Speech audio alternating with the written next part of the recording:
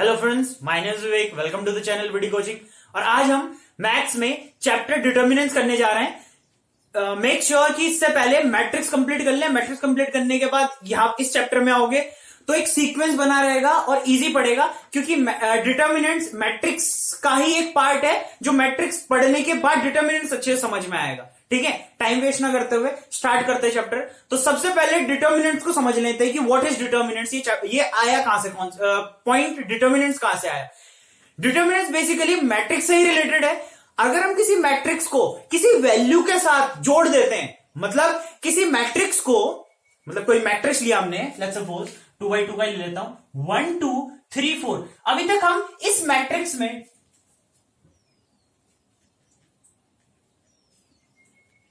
अभी तक हम इस मैट्रिक्स का सिर्फ हम मैट्रिक्स के साथ मैट्रिक्स ऐड कर रहे थे, मल्टीप्लीकेशन करते, प्रॉपर्टी देख रहे थे। लेकिन अगर इस मैट्रिक्स को किसी पर्टिकुलर वैल्यू के साथ जोड़ दे, यानी इस मैट्रिक्स की जो वैल्यू होगी, इस मैट्रिक्स की जो वैल्यू होगी, that is called determinants of a matrix. Determinants of matrix, ठीक है। इसको निकालने का तरीका होता है 2x2 का, 3x3 का। और एक पॉइंट और याद रखनी है, ओनली स्क्वायर मैट्रिक्स का ही डिटर्मिनेंट्स फाइंड होगा। क्या याद रखना है? Only square matrix have the value, और we can say square matrix have the determinants only. ठीक है, मतलब स्क्वायर मैट्रिक्स का ही डिटर्मिनेंट्स निकलेगा, बाकी मैट्रिक्स का डिटर्मिनेंट्स नहीं निकलेगा। तो ये समझ में आ गया, determinants is nothing but the value of matrix which is associated with the matrix. Means matrix की जो वैल्यू निकल के आएगी, that is determinants. Is it clear और नॉट? हम देख लेते हैं हम निकालते कैसे। हम यहां पे सिलेबस में दो पढ़ेंगे। सबसे पहला पढ़ेंगे हम 2x2 मैट्रिक्स, 2x2 ऑर्डर का, और सेकंड पढ़ेंगे हम 3x3 ऑर्डर का। और फाइंड कैसे करते हैं डिटर्मिनेंट्स, वो देख लेते हैं। सबसे पहले हम डिटर्मिनेंट्स को डिनोट करते हैं, डिटर्मिनेंट्स ए, और इसको इस टाइप से भी डिनोट करते हैं मैट्रिक्स के अंदर। ये मॉड टाइप का, लेकिन इसको हम मॉड्यूल नहीं बोलेंगे, इसको डिटर्मिनेंट्स ए बोलेंगे। ठीक है, अच्छा, लेट्स सपोज अगर मैं कोई एक मैट्रिक्स ले लेता हूं ए, 1 2 3 4। अभी क्या बताया? Determinant is the value of a matrix which is associated with the matrix. Clear? Means matrix की जो वैल्यू निकलेगी वो डिटर्मिनेंट्स है। तो अब 2x2 ऑर्डर का है ये। Square matrix have determinants only, right? Only square matrix have determinants, we can say like that also. ठीक है, 2x2 ऑर्डर का ये मैट्रिक्स है। ठीक है, इसकी वैल्यू, यानी हमें इसका डिटर्मिनेंट्स ए निकालना है। जनरली हम डिटर्मिनेंट्स ए क्या हो जाएगा इसका, ध्यान रखना। What is the place of this? a11, a12, a21, a22। So 2x2 order को कैसे निकालते हैं? इन दोनों की मल्टीप्लीकेशन करते हैं, फिर माइनस साइन लगा के इन दोनों की मल्टीप्लीकेशन करते हैं। इट मींस अगर इसका हमें डिटर्मिनेंट्स चाहिए, डिटर्मिनेंट्स ए, तो वी कैन से a11 into a22 minus a12 into a21। मतलब this multiply this minus this multiply this, whatever the value is, that is the determinants of this matrix 2x2 order. So इसका example देके करते हैं। 4 1 जा 4, 1 into 4 minus 2 into 3, 1 into 4 2 into 3, बीच में minus, 4 1 जा 4 minus 3 2 जा 6। The answer will be -2। The value of determinants A is here -2. This is called the determinants of A. 2x2 order का समझ में आ गया। इससे मल्टीप्लाई इससे करनी है, फिर माइनस साइन लगाना है, इसकी मल्टीप्लाई इससे करनी है, मतलब डायगोनल ले लेना है। ठीक है, अच्छा, ये तो बहुत इजी है। ठीक है, 2x2 ऑर्डर का। अब हम 3x3 ऑर्डर का देखते हैं। हम 3x3 ऑर्डर का देखते हैं, 3x3 ऑर्डर का कैसे निकालते हैं, 3x3 ऑर्डर का। ठीक है, अगर मैं एग्जांपल ले लेता हूं कि कोई ये एक मैट्रिक्स है ए, 1 2 3 4 5 6 7 8 9। ठीक है, ये मैट्रिक्स है, और ये भी कौन सा मैट्रिक्स है? स्क्वायर मैट्रिक्स 3x3 का, राइट? तो 3x3 मैट्रिक्स का इसकी डिटर्मिनेंट्स निकालना है। डिटर्मिनेंट्स ए, मॉड ऑफ ए मत बोलना, डिटर्मिनेंट्स ए। ठीक है, मॉड जैसा दिखता है लेकिन डिटर्मिनेंट्स ए पढ़ेंगे इसको। तो हम क्या करेंगे, किसी एक रो या किसी एक कॉलम के अकॉर्डिंग खोलेंगे। बोलने का मतलब क्या है, अगर मैं इसके अकॉर्डिंग खोलता हूं, ढंग से देखना इसका सॉल्यूशन क्या हो जाएगा। अगर मैं इसका आंसर निकालता हूं, चलो पहले इससे ऐसे समझ लेते हैं, या A11 A12 से थोड़ा टफ हो जाएगा, इसको डायरेक्टली एग्जांपल से समझते हैं। किसी एक रो के अकॉर्डिंग, किसी एक कॉलम के अकॉर्डिंग अगर हम वैल्यू निकालते हैं तो डिटरमिनेंट हमारा निकल जाएगा। कैसे, अब देखो, अगर मैं इस रो 1 के अकॉर्डिंग अगर मैं निकाल रहा हूं, रो 1 लेके मैं इसको निकाल रहा हूं, तो रो 1 को कैसे देखते हैं, देखो 1, फिर इस चीज को रो 1 और कॉलम 1, रो 1 एंड कॉलम 1 को छोड़ के बाकी जो बचा, देखो रो 1 को छोड़ा, कॉलम 1 को छोड़ा, क्या बचा, दिस वन। तो इसको इसके साथ मल्टीप्लीकेशन के साथ ये लिखते हैं 5 6 8 9, राइट, 5 6 8 9, 1 आ गया। फिर हम फिर हम क्या करते हैं, फिर माइनस का साइन लगाते हैं, ठीक है, बीच वाले में हमेशा माइनस का साइन लग जाएगा, माइनस। अब हम क्या लेते हैं, अब ये वाला पॉइंट लिया, सेकंड रो का सेकंड एलिमेंट, तो इसको 2 लिखा, मॉड ये लगाया। अब इस 2 वाले को छोड़ दो, इस वाले को छोड़ दो और इस वाले को छोड़ दो, बचा गया 4 7 6 9, तो ये क्या बचा, 4 7 6 9। अगेन अब क्या लेना है,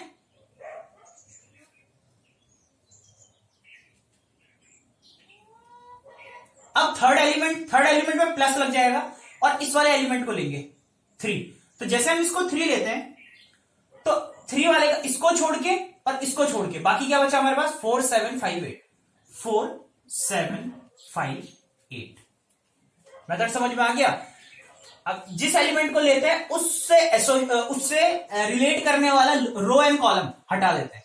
तो इसको सॉल्व करके देखो 1, ये तो 2 2 का मैट्रिक्स हो गया, 2 by 2 का, तो 2 by 2 का मैट्रिक्स हमें पता है 5 9 45 माइनस 8 6 48, मतलब इसकी मल्टीप्लाई से इसकी मल्टीप्लाई से, फिर माइनस का साइन, फिर ये 2 लिया हमने, 4 9 36 माइनस 6 7 42, प्लस ये लिया हमने 3, 8 4 32, 5 7 माइनस 35।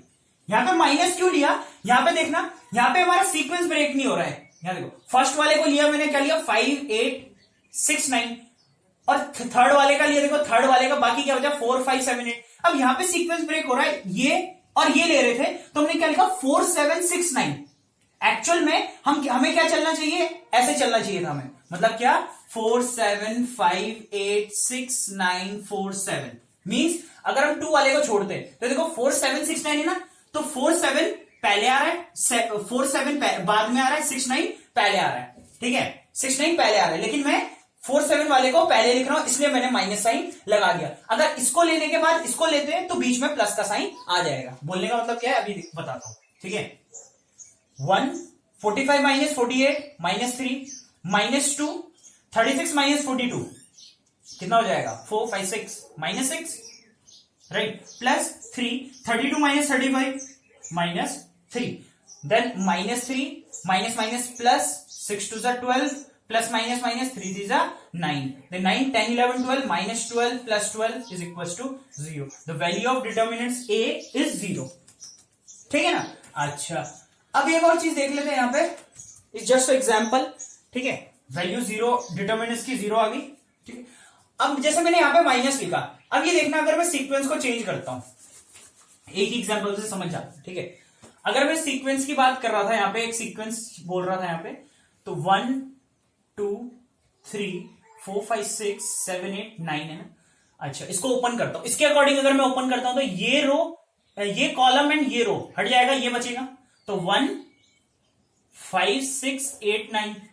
अब यहां देखना, अगर मैं यहां पे प्लस लगाता हूं तो ये चीज कट के ये चीज कटेगा, लेकिन अब यहां दिख क्या रहा है, 4 5 पहले दिख रहा है, लेकिन नहीं, हम सीक्वेंस इधर से लेंगे, तो यहां पे 2 लगा के, 2 है यहां पे, इस वाले एलिमेंट के अकॉर्डिंग ले रहे हैं, तो 6 9 4 7, अगर हम इस टाइप से लेते हैं, पहले 6 9 और 4 7, तो यहां पे प्लस आ जाएगा, कोई प्रॉब्लम नहीं है। फिर प्लस यहां पे क्या आएगा, 3, इस वाले एलिमेंट के अकॉर्डिंग ले रहे हैं, तो इसको और इसको छोड़ के ये आ जाएगा, तो 4 7 5 8, तो 4 7 5 8। अभी भी अगर हम आंसर निकालते हैं तो कोई प्रॉब्लम नहीं है, 5 9 45 माइनस 8 6 48, प्लस यहां पे 2 आ जाएगा, 6 7 42 माइनस 4 9 जा 36, राइट, प्लस 3 8 4 जा 32 माइनस 5 7 जा 35। तो देखना 45 माइनस 48 माइनस 3 यहाँ पे प्लस 2 42 ये हो जाएगा 6 हो जाएगा, प्लस यहाँ पे 3 32 minus 35 minus 3 then minus 3 plus 6 2 जा 12 माइनस 3 3 जा 9 minus 12 plus 12 is equal to 0। ये समझ में आ गया मैंने माइनस यहाँ पे क्यों लिखा था। अगर सीक्वेंस चेंज नहीं करते हो, यानी अगर ऐसे दिखता है पहले इसको लिख के इसको लिख देते हो, तो हमारा बीच में माइनस का साइन आ जाएगा, ठीक है ना। अच्छा, अब अगर बात करते हैं क्या हम पहले ही रो से निकाल सकते हैं? नहीं, एक ही एग्जांपल से सबको समझा रहा हूं, कंफ्यूज मत होना, ठीक है। एक ही एग्जांपल से सारा फिर क्वेश्चन कर लेंगे, क्वेश्चन में समझ लेंगे। 1 2 3 4 5 6 7 8 9 द आंसर इज नो। अगर फर्स्ट ही रो से निकालना है, आंसर इज नो। अच्छा, एक और पॉइंट ये इंपॉर्टेंट पॉइंट है कि किस वाले रो या किस वाले कॉलम से एक्सपेंड करें। कॉलम से भी हम एक्सपेंड कर सकते हैं, वो भी बताता हूं। पहले मैं रो की बात कर लेता हूं, जिस रो या कॉलम में मैक्सिमम 0 होंगे, मैक्सिमम 0, उसके अलोंग हम एक्सपेंड करेंगे। It will be easier. क्यों हो जाएगा? जैसे ही हम करते हैं, अगर यहां पे कुछ 0 आ जाता है, यहाँ पे 0 आ जाता है, तो इसकी तो पूरी वैल्यू 0 आ जाएगी, बस 3 के अकॉर्डिंग खोलने से आंसर आ जाएगा। तो इस वाले को भी हम अब क्या करते हैं, कॉलम से एक्सपेंड करने की कोशिश करते हैं। अब हम कॉलम 1 से एक्सपेंड करते हैं, ठीक है।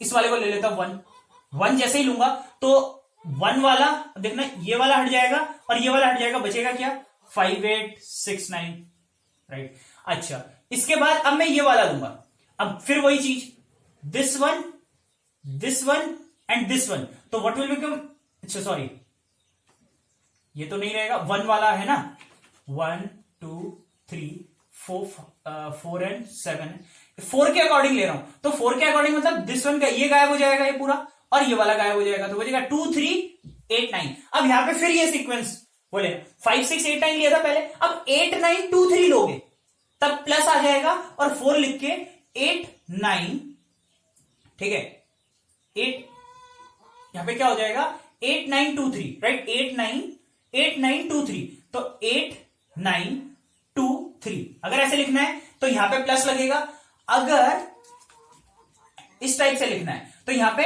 अगर माइनस लिखना है तो यहां पे सीधा 2 3 8 9 आ जाएगा, ठीक है। और अगर यहां पे क्या करना है, प्लस लिखना है, तो ये सीक्वेंस चेंज हो जाएगा, ऊपर 8 9 आ जाएगा, नीचे 2 3 आ जाएगा, ठीक है ना। इतना क्लियर हुआ? क्लियर हुआ? तो मैं इस वाले तरीके से देता हूं, पहले इसको लिख के इसको लिख देता हूं, तो यहां पे प्लस आ जाएगा। अगर मैं इसको लिखता हूं 2 3 8 9, अगर यहां पे 2 3 8 9 लिखता हूं तो यहां पे माइनस साइन आ जाएगा। अब बात करते हैं प्लस करके 7 वाले का, इसको हटा के इसको, तो क्या बच रहा है 2 3 5 6, तो 2 3 5 6, बस आंसर आ गया। इससे भी देख लेते हैं 0 ही आएगा, क्योंकि डिटर्मिनेंट्स एक ही वैल्यू एसोसिएट करती है किसी भी मैट्रिक्स की, वो चाहे किसी भी रो या किसी भी कॉलम से एक्सपेंड करो तो वैल्यू सेम आती है। 5 9 जा 45 माइनस 6 8 जा 48 प्लस 4 8 3 जा 24 माइनस 9 2 जा 18 प्लस 7 6 2 जा 12 माइनस 5 3 जा 15, तो 1 से multiply 45 minus 48 minus 3 plus 4 24 18 19 26 plus 7, ये कितना हो जाएगा माइनस 3, तो माइनस 3 प्लस 6 4 जा 24 प्लस माइनस 7 3 जा 21 minus 21 minus 23 minus 24 plus 24 is equal to 0। It means that कोई सा भी, जिस भी रो से करोगे और जिस भी कॉलम से करोगे कोई फर्क नहीं पड़ता, रो 1 से करो, रो 2 से करो, रो 3 से करो, आंसर भी सेम। वो यहां पे अकॉर्डिंग टू रो यहां पे हमें अरेंज करना पड़ेगा, ठीक है। तो ये हमारा 3x3 ऑर्डर का मैट्रिक्स हो गया। तो हम कुछ एग्जाम्पल ले लेते हैं, ठीक है, कुछ एग्जाम्पल ले लेते हैं। अब ये क्वेश्चन है, इसका हमें डिटर्मिनेंट्स निकालना है। तो अभी मैंने थोड़ी देर पहले बताया था कि इजी, सबसे ज्यादा इजी किससे पड़ेगा। अब देखो कॉलम 3 से अगर हम एक्सपेंड करते हैं तो it will be very easy to find the value, ठीक है। निकाल तो किसी से भी कर सकते हो, पहले मैं रो 1 से निकाल के देखता हूं। देखो सॉल्यूशन देखते हैं। रो 1 से अगर मैं एक्सपेंड करता हूं तो यहां क्या लिखूंगा 1, फिर रो 1 और कॉलम 1 छोड़ दूंगा 3 0 1 0। अब यहां पे जनरली माइनस ही लिख देते हैं, ठीक है। माइनस लिख के यहां पे 2 लिख देता हूं, सेकंड एलिमेंट से करते हैं 2। जैसे 2 करेंगे ये छूटेगा, ये छूटेगा, -1 4 0 0 -1 4 0 0, राइट, यहां पे माइनस सीक्वेंस चेंज किया। फिर प्लस मैं 4 वाला लेता हूं, 4 जैसे लूंगा ये वाला और ये वाला हटेगा, -1 3 4 1, -1 3 4 1, और आंसर आ जाएगा। तो 1 3 0 0, -1 0 0, -2 1 0 0, -1 4 -4 0 0, +4 -1 -4 3 12। अब तो समझ में आ गया होगा, क्रॉस मल्टीप्लीकेशन कर देना, ये 0 हो जाएगा, माइनस ये 0 हो जाएगा, प्लस यहां पे 4 12 -13 13 4 52, माइनस का 52 आंसर आ गया। ठीक है, ये है, इस तरीके से भी हम कर सकते हैं। ठीक है, अच्छा सेम टू सेम अगर मैं थर्ड कॉलम से अगर मैं इसको करता हूं तो भी आंसर सेम आएगा। कैसे, इसको भी ओपन कर लेते हैं, ये थर्ड कॉलम को, तो यहां पे 4 आ जाएगा, 4 इसको छोड़ के -1 3 4 एंड 1, राइट। फिर प्लस, अब इस वाले उसको लूंगा तो 0, जैसे मैं 0 लूंगा ये वाला हटेगा और ये वाला हटेगा, प्लस नहीं आएगा, बीच में माइनस आएगा अगर मैं सीक्वेंस चेंज नहीं करूंगा। This one and this one को छोड़ता हूं तो 1 2 4 1 1 2 4 1, अगर मैं लिखता 4 1 1 2 then here will be plus. ठीक है, फिर मैं यहां पे प्लस लग के यहां पे 0 लिखता हूं, जैसे 0 लिखूंगा ये वाला हटेगा, ये वाला हटेगा, बचे कौन, 1 2 -1 3 1 2 -1 एंड 3। तो देखो 4 -1 -4 3 12, माइनस, अब देखो 0 के साथ कुछ भी, 1 1 1 -4 2 8, प्लस 0 3 1 3, ये -2 1 2 -2 हो जाएगा, कोई फर्क नहीं पड़ता, इससे 0 ही आ जाना है। तो 4 -13 -0 मल्टीप्लाई करके प्लस 0, तो 13 4 52 -52 इज द आंसर। तो किसी भी रो किसी भी कॉलम से अगर हम ओपन करेंगे तो डिटर्मिनेंट में कोई चेंज नहीं आएगा। तो अब हम इसकी प्रॉपर्टीज देखते हैं, इसके बाद कुछ हम क्वेश्चन देखेंगे। ठीक है, it is very important, properties देख लेते हैं। प्रॉपर्टीज का एग्जांपल नहीं लूंगा, वीडियो लंबा हो जाएगा, तो इजीली प्रूव कर सकते हैं, क्वेश्चन जब हम करेंगे तो उससे हो जाएगा। तो हम प्रॉपर्टीज की बात करते हैं। प्रॉपर्टीज, तो सबसे पहली प्रॉपर्टी है हमारी, फर्स्ट प्रॉपर्टी, तो मैं एग्जांपल से समझा देता हूं। ठीक है, अगर मैं कोई एक डिटर्मिनेंट्स ले लेता हूं, डिटर्मिनेंट्स का ऐसे रिप्रेजेंट करके लिखते 1 2 3 4 5 6 7 8 9, राइट। अगर मैं इसका डिटर्मिनेंट्स लिखता हूं a, कुछ भी वैल्यू आएगी, और इसका मैं इंटरचेंज कर रहा हूं। पहली प्रॉपर्टी याद रखना, अगर हम रो को कॉलम में, कॉलम को रो में, इट मींस ट्रांसपोज करेंगे किसी मैट्रिक्स का, ट्रांसपोज करेंगे किसी मैट्रिक्स का, so the determinant will remain unchange. Clear है, इट मींस क्या बोल रहा हूं, 1 2 3 को मैं 1 2 3 रो को कॉलम बना रहा हूं, 4 5 6 7 8 9, तो जो इसका आंसर आएगा, लेट्स सपोज ये b बन गया, तो जो मॉड b आएगा this will be same, mod a is equals to mod b। अगर हम ट्रांसपोज ऑफ अ मैट्रिक्स लेते हैं किसी मैट्रिक्स का, फिर भी आंसर सेम आएगा। This is the first property. If you change row into column और a column into row, the value of determinant will remain same. Clear, this is the first property. Clear हुआ, row को column में और column को रो में convert करेंगे तो the answer और determinants will remain same.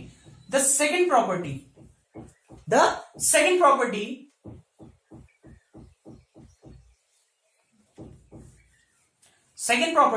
if I take example A, determinant A, 1 2 3 4 5 6 and 7 8 9, अगर मैं, एक चीज समझना, लेट्स सपोज ये A मैट्रिक्स है और इसका मैंने क्या किया, एक रो को इंटरचेंज कर दिया। लेट्स सपोज कोई बी मैट्रिक्स मैंने बना दिया रो इंटरचेंज करके, कैसे, 4 5 6, मतलब रो 1 एंड रो 2 को मैंने इंटरचेंज कर दिया, 4 5 6 1 2 3 एंड 7 8 एंड 9।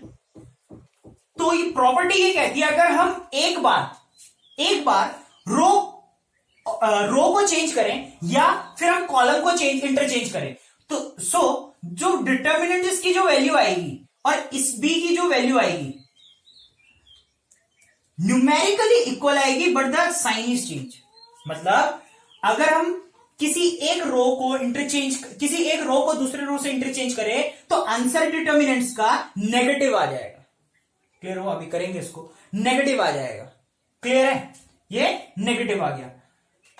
अच्छा ठीक है, और अगर मैं एक और चीज कहूं इसको, अच्छा दो बार अगर हम इंटरचेंज करें, जैसे मैं दो चीज कर रहा हूं, row one row two, row one से रो टू मतलब 4 5 6 एंड 1 2 3 एंड 7 8 9, और यहां पे भी मैं row one interchange by row three करता हूं, row one interchange by row three करता हूं, तो डिटर्मिनेंट्स क्या बन जाएगा, row one row three, then 7 8 9 1 2 3 and 4 5 6। तो इसके आंसर क्या आएगा, हमने दो बार इंटरचेंज किया ना, तो एक बार से नेगेटिव आएगा, दूसरी बार से नेगेटिव आएगा, the result will be positive आ जाएगा। तो इट मींस अगर हम इसको चेंज करते हैं, लेट्स सपोज इसको सी डिटर्मिनेंट मान लेते हैं, so the mod A is equal to mod C. It mean दो बार इंटरचेंज करने पे दो negative will become two negative will become positive. समझ में आ गया। तो प्रॉपर्टी इसी तरीके से हम कॉलम को भी चेंज कर सकते हैं, इसी तरीके से हम कॉलम को भी चेंज कर सकते हैं। कैसे, कॉलम मतलब अगर मैं कॉलम 1 से कॉलम 2 को इंटरचेंज कर रहा हूं, तो मान लिया कि दूसरा डिटर्मिनेंट्स आ गया, मैट्रिक्स आ गया, जिसको कॉलम 1 से कॉलम 1, इट मींस 2 5 8, मतलब this column will become column 1 and this column 1 will become column 2। अगर ये होता है, हो गया, तो 3 6 9, so the value of B, the negative of B is equals to mod, means जो इसका डिटर्मिनेंट्स का जो आंसर निकलेगा और इसका डिटर्मिनेंट्स का जो आंसर निकलेगा वो नेगेटिव इक्वल होगा इसके। क्लियर हुआ, ठीक है। अच्छा, दूसरी प्रॉपर्टी क्लियर होगी। थर्ड प्रॉपर्टी है, द थर्ड प्रॉपर्टीज, अगर हम किसी एक मैट्रिक्स को ले लेते हैं 1 2 3 4 5 6 7 8 9, ठीक है। तो यहां पे समझना, अगर मैं किसी एक रो में, अगर मैं किसी एक रो में कांस्टेंट की मल्टीप्लाई कर देता हूं, इट विल बी 1 2 3 और समथिंग एल्स, तो समझना अगर मैं इसी मैट्रिक्स को, इस मैट्रिक्स को क्या करता हूं,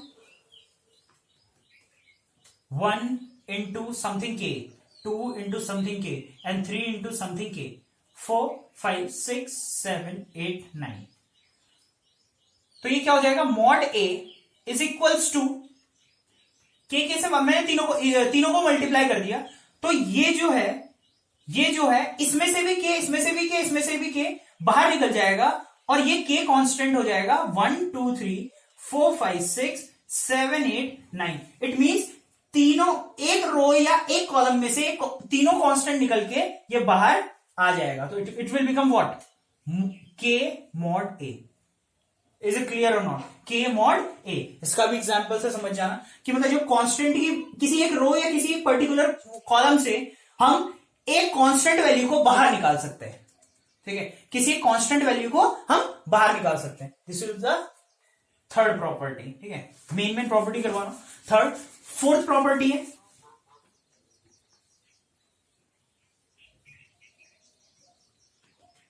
फोर्थ प्रॉपर्टी क्या है समझना, 1 2 3 4 5 6 7 8 9, और अगर इस टाइप का मैट्रिक्स होता है, समझ 1 + 3 2 + 6 एंड 3 + 9, ये है मैट्रिक्स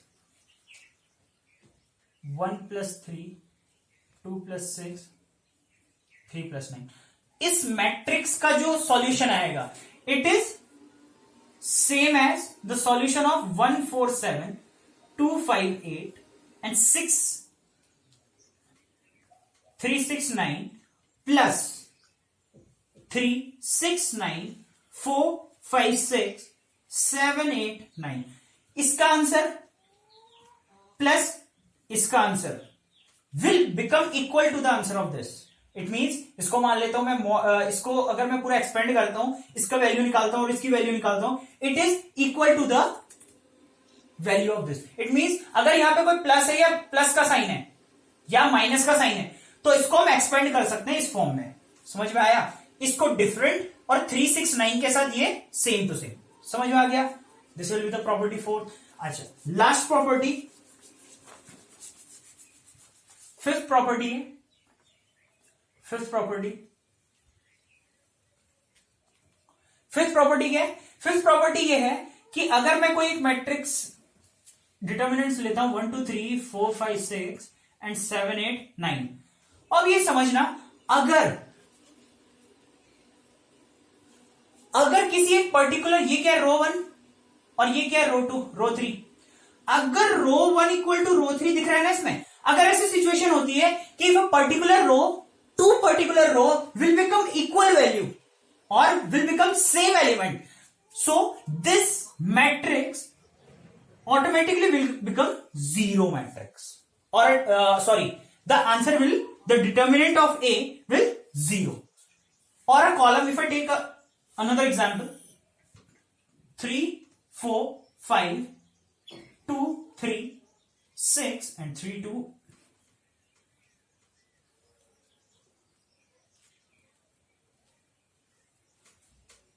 अगर ये है एग्जाम्पल, तो what is this column 1 and what is this column 2?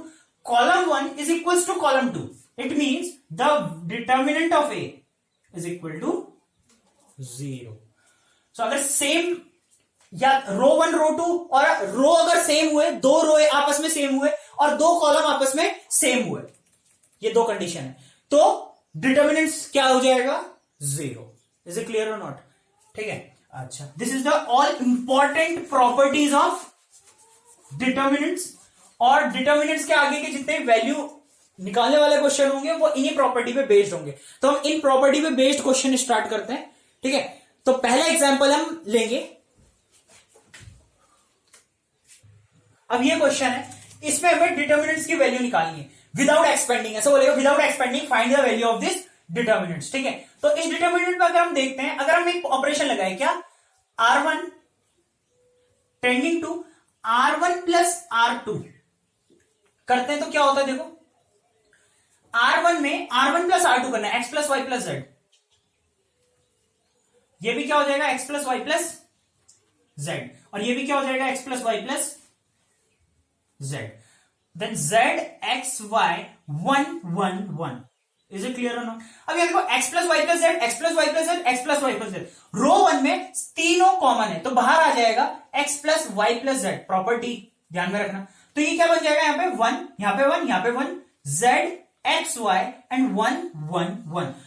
So row 1 is equals to row 3। It means that x plus Y plus Z and the value of this is 0।